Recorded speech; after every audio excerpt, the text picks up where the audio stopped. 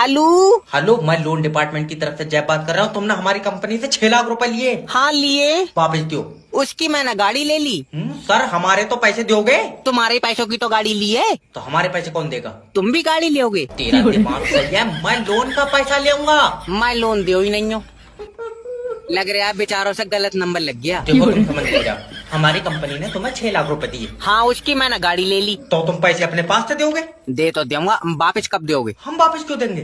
क्योंकि तुम मुझसे पैसे ले रहे हो। अरे सर, मैं लोन का पैसा मांग रहा हूँ। भैया मैं लोन नहीं दिया हूँ, कई बार बताऊं? मेरे पास तो यार खुद पैसे नहीं है। बाबले, मैं अपने लोन के पैसे मांग रहा हूँ। तूने भी लोन ले रखा। अब क्या करा जाए, खर्चे ही बहुत हो गए। देखो सर, अगर लोन जमा नहीं करोगे तुम्हारी सिविल डाउन हो जाएगी। सिविल की कोई दिक्कत नहीं है, जब बीपी डाउन हो तो चक्कर आ जाए।